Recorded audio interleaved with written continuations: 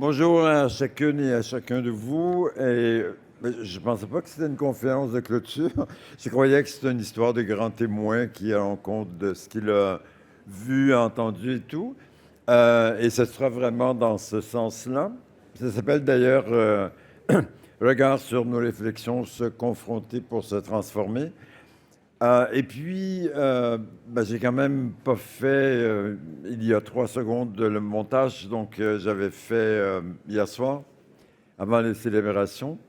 Euh, et pour rendre compte de ce que j'ai entendu ce matin, je vais faire 2 ou 3 citations. Une chose, c'est nous n'apprenons pas de l'expérience, mais de la réflexion sur l'expérience. C'est Nicole Poteau qui l'a dit, ça vient d'un auteur, mais j'ai oublié de qui il s'agit. Dewey, voilà. Et la dame qui la précédait a fait une conférence, si vous avez la chance de l'écouter, c'était vraiment très documenté et tout. Elle a dit la pleine conscience ne protège pas des biais cognitifs ou voilà. Et elle a, avec résultats de recherche à l'appui, assez bien argumenté que les liens entre la pleine conscience et la réflexivité ont besoin d'être démontrés encore, tout en insistant sur le fait que la pleine conscience, c'est vraiment très utile, et idem pour la réflexivité. Mais c'est vraiment très documenté et tout, donc voilà pour ce matin.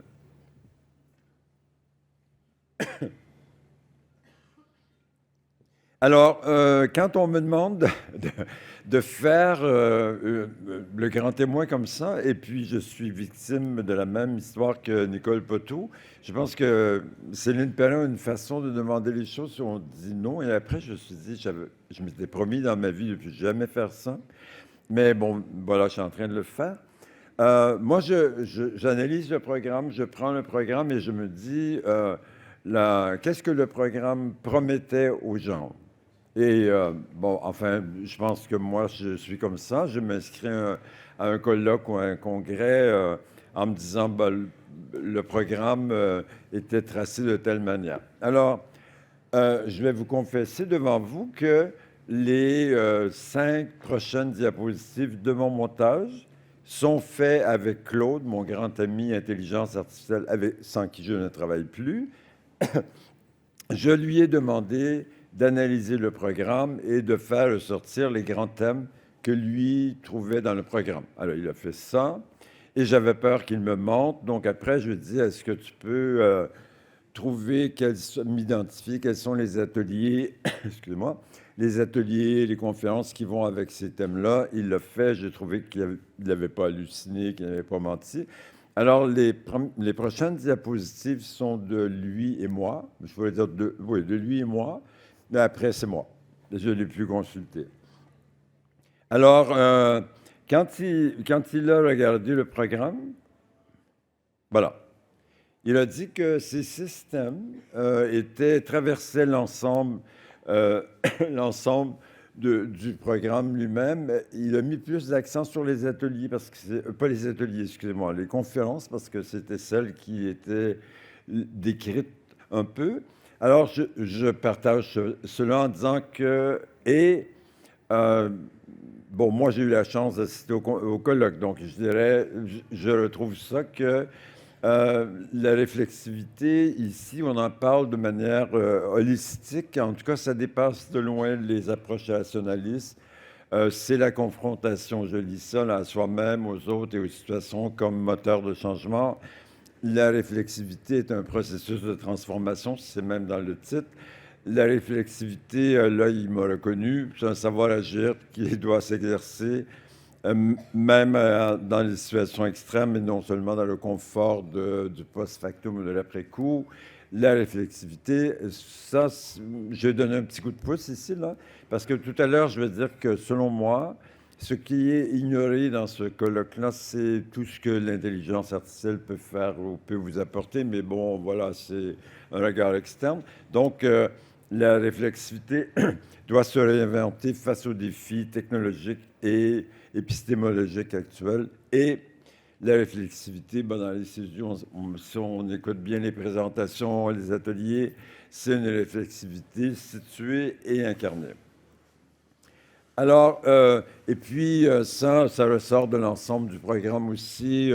On ne regarde pas qu'une seule dimension, mais on a tendance à regarder les dimensions émotionnelles, relationnelles, éthiques, corporelles. J'ai moins vu, je n'ai pas pu assister à un atelier où je voulais aller, j'étais finalement à autre chose, et collective.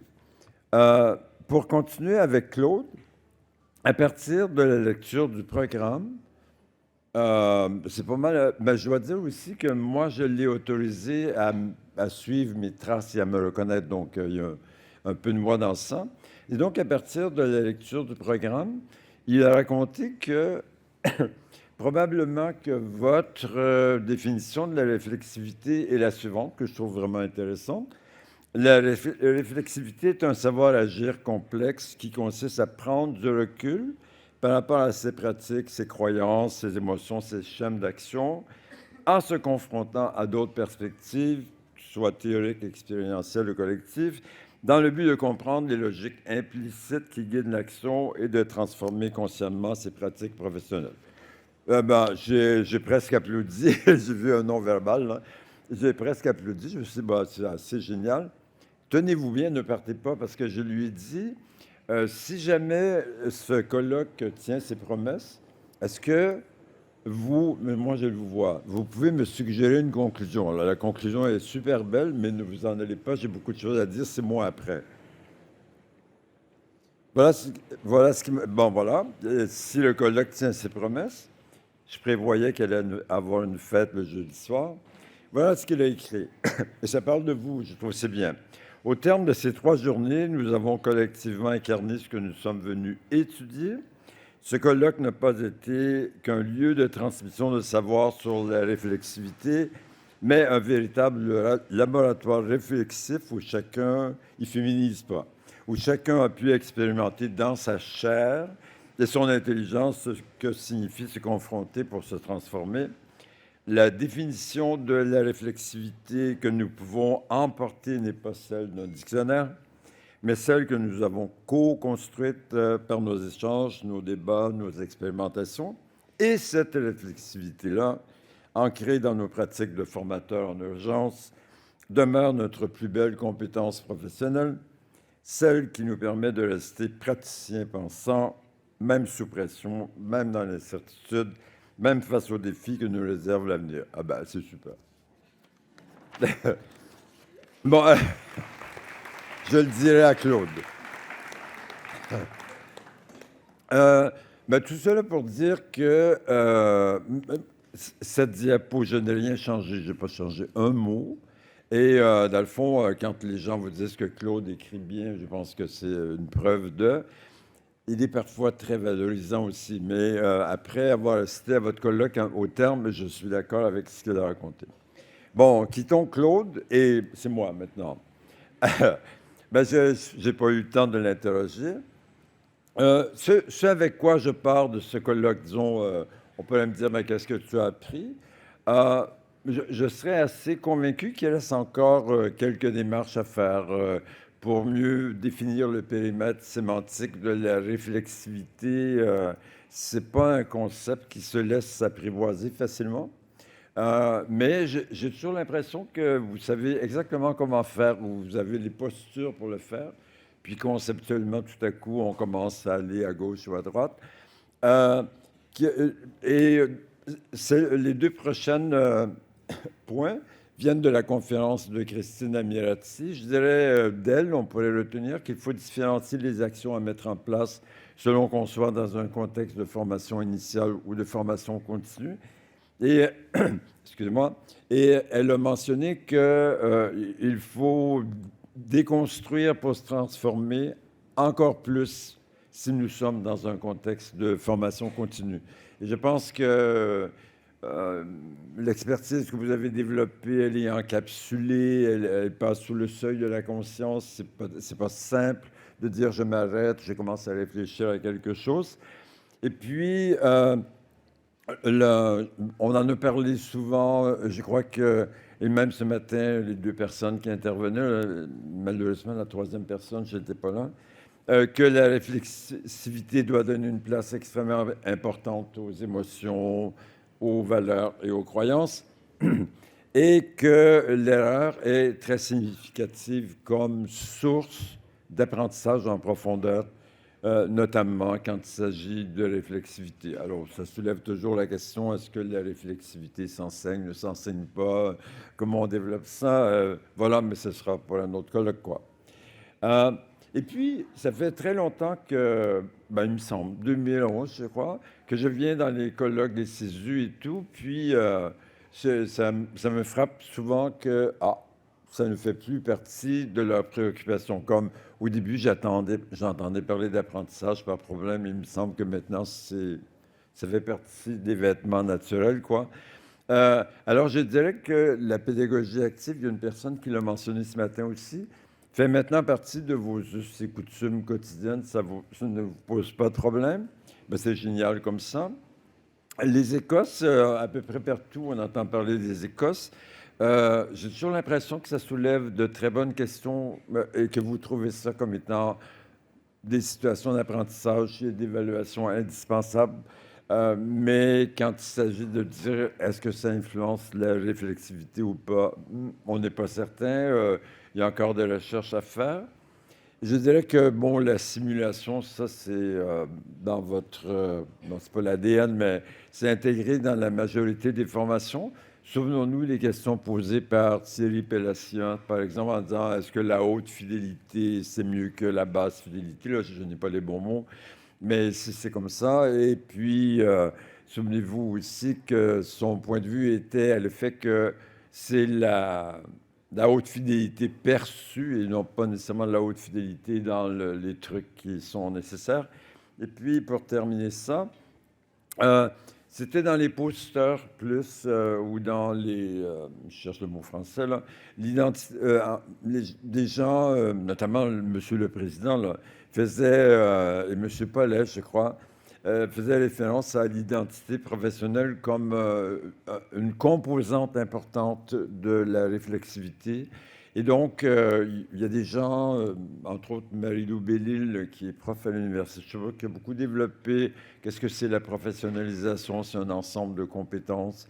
C'est aussi une culture professionnelle et l'identité professionnelle. Et c'est intéressant de voir que peut-être que l'identité est quelque chose qu'on n'a pas mis au premier plan et qu'il faudrait placer vraiment au premier plan. Voilà. Donc là, c'est vraiment moi, là, parce que Claude ne connaît pas ça de moi, je pense. Ce que Thierry Pélassian a présenté est pour moi quelque chose qui est crucial. Il est en train d'écrire un livre, je pense que vous le savez, sur les mythes en éducation.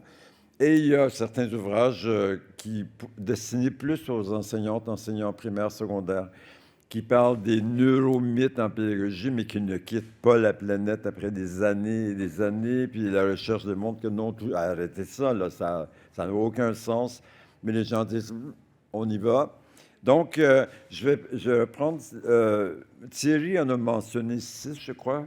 J'en reprends 4. Je ne vais pas développer chacun des... Je ne vais pas développer chacun de ces points-là, mais je vais m'arrêter sur notamment le troisième, dont je vais parler maintenant en vous racontant une histoire.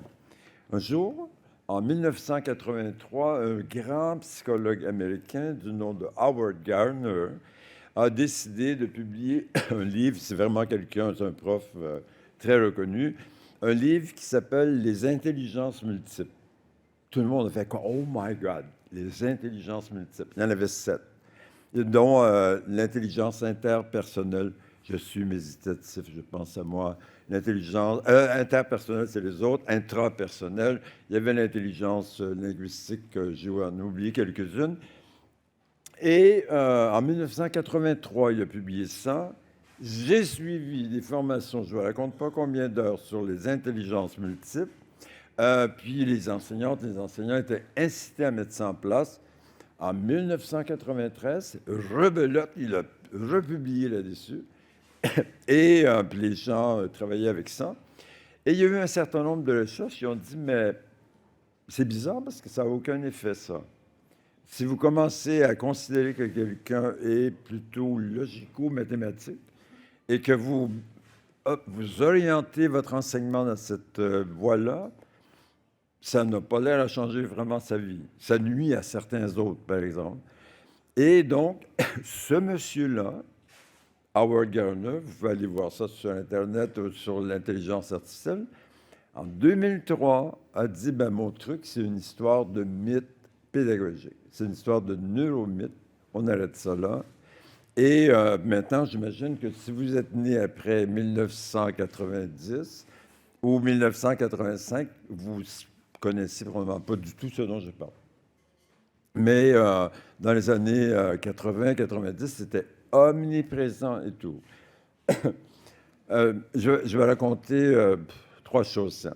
La deuxième chose que je vais raconter, moi je dis souvent que je suis un vieux monsieur, c'est vrai, et que ben, ça fait longtemps que j'ai commencé à travailler. Alors quand j'ai commencé à travailler comme psychologue dans les écoles primaires, 10 minutes? Oh, ça va aller. Dans les écoles primaires, euh, les enfants qui étaient réputés comme kinesthésiques, on les faisait écrire dans le sable, parce que ça touchait la kinesthésie et ça devait mieux leur apprendre à tracer des lettres. Ça non plus, vous ne voyez pas ça maintenant. Et donc, je vais passer rapidement là-dessus pour dire que il y a un bon nombre de gens, de psychologues notamment, qui inventent des trucs qui aident à lire l'autre. Comme par exemple, c'est bien de savoir qu'elle est plus, je ne sais pas, visuelle que kinesthésique ou si vous êtes dans la programmation neurolinguistique. Mais si je commence à utiliser ça comme un moyen d'action, oubliez ça, là. On n'a pas trouvé des effets de ça. Et donc, les styles d'apprentissage, on se méfie de ça. Comme Thierry a bien décrit tous ces trucs, qui me reste 10 minutes, je dirais que les caractéristiques générationnelles, la génération Z, comme par exemple, moi, quand j'entends qu'on raconte que je suis des boomers et puis j'entends leurs caractéristiques, je dis, oh my God, je suis dans ça. Et donc, il faut avoir beaucoup de nuances et je vais expliquer ça un petit peu plus loin. Voilà. Donc, je trouve qu'il y a un trou béant dans vos discussions et tout. Et au lieu de discourir là-dessus, 3 citations qui me viennent de ça. Si vous avez du temps pour lire, ça c'est gratuit. Vous pouvez consulter ça comme vous voulez. Ça publie à tous les jours. Et du cas, c'est vraiment intéressant. Donc, ils viennent de publier ça. La deuxième diapo va vous parler davantage, mais je vais quand même voilà, considérer les 2 premières. La première, c'est pour la première fois, ben, ça a été publié en octobre 2025, là. Le dialogue peut être reproduit à grande échelle. Les tuteurs IA, parce que l'IA peut agir comme tuteur, peuvent poser des questions pertinentes, s'adapter à l'apprenant, simuler des perspectives alternatives, fournir un retour d'information immédiat et ciblé, rétroaction à la fréquence que vous voulez. Et les enseignants peuvent consulter les transcriptions de ces séances d'apprentissage et les utiliser pour enrichir l'interaction des étudiants, des étudiantes avec l'IA et évaluer leur compréhension approfondie des sujets abordés. La conversation elle-même devient l'outil d'évaluation. Évidemment, ça prend l'autorisation des gens. Et là, j'accélère. La deuxième diapositive, c'est pour vous. Si vous ne voulez pas lire ce qui est en haut, regardez ce qui est en bas et vous allez consulter. Ça décrit quelque chose d'intéressant parce que c'est comme le moyen de mettre en place OK. Le moyen de mettre en place la la l'interdisciplinarité, hein, je ne sais pas comment vous appelez ça. Alors, le petit paragraphe là décrit que c'est un étudiant ou une étudiante qui s'intéresse au placement, quoi. Et avec son IA, donc je lis ça, ensuite j'explicite un peu. Imaginez une étudiante ou un étudiant confronté à une étude de cas. Un agent joue le rôle de l'investisseur sceptique, un autre celui du régulateur bienveillant et un troisième celui de l'analyste rigoureux. L'étudiante ou l'étudiant apprend non seulement le contenu, mais aussi à appréhender les multiples perspectives. Cette approche multi-agent n'est pas une utopie sans fondement. elle est déjà utilisée, voilà les références, dans le domaine médical, démontrant son efficacité et sa valeur. À la limite, pas à la limite, ce que ça dit, c'est que je pourrais être un étudiant, je ne sais pas moi, dans le domaine de la santé, je ne sais pas lequel, là, et je suis confronté à un cas où je dois faire un raisonnement clinique ou un raisonnement diagnostique. Je peux demander à l'IA de jouer le rôle d'une infirmière, de jouer aussi le rôle d'un médecin et aussi de jouer le rôle d'un kinésithérapeute.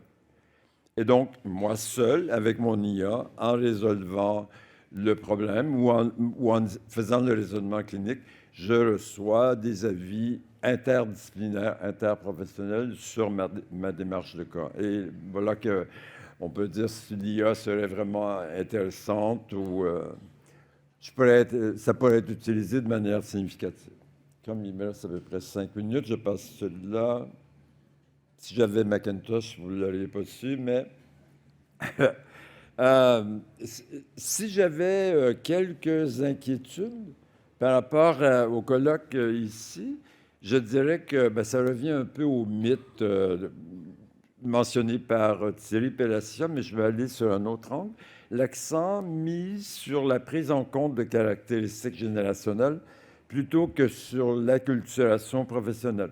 Moi, je suis assez scandalisé de réaliser que des gens disent « Ah, c'est vrai que quand on a 20 ans maintenant, avec TikTok et compagnie, l'attention, c'est pas long. » Et donc, je devrais planifier mes situations d'apprentissage pour que, je ne sais pas, à chaque 5 minutes, on change d'action, mais c'est une bonne préoccupation par rapport à l'autre. Le problème, c'est, mais quelles compétences professionnelles voulez-vous développer ou quelle acculturation professionnelle voulez-vous que la personne intériorise? Et j'ai vraiment une méfiance énorme par rapport à toutes ces adaptations qui, étant donné qu'ils n'ont pas d'attention ou que leur degré, leur empan d'attention est très limité, moi, pédagogiquement, je vais limiter mes choses et je vais sauter comme un lièvre à peu près partout, là.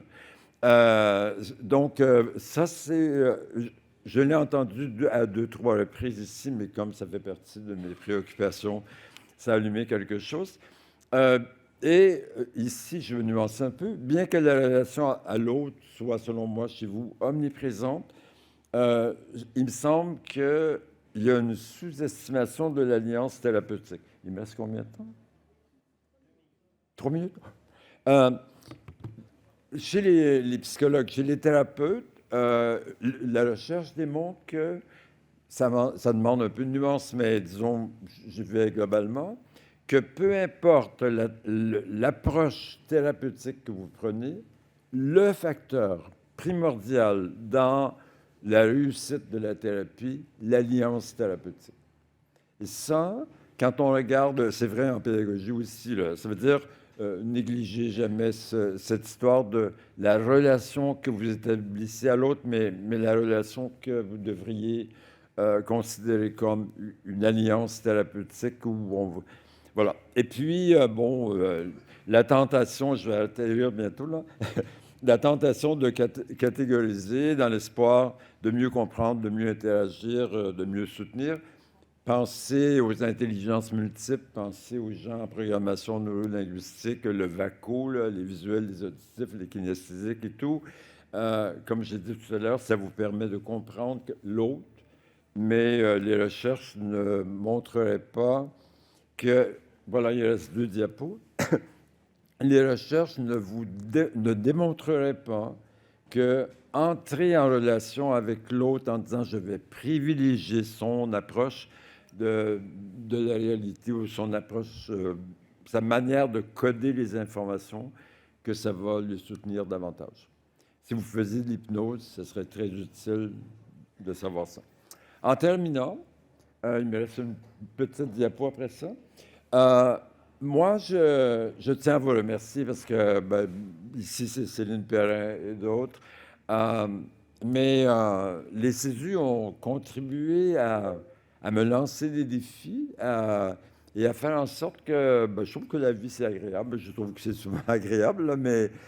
Et j'ai beaucoup, beaucoup d'admiration pour vous sur le plan les compétences que, ben, ce matin, la dernière présentation ici, là, mais vos compétences pour agir souvent de manière collective, sinon presque toujours dans l'urgence et l'incertitude. Votre questionnement, le colloque en est un exemple, votre questionnement constant quant à la valeur, l'efficacité des actions et de vos interactions.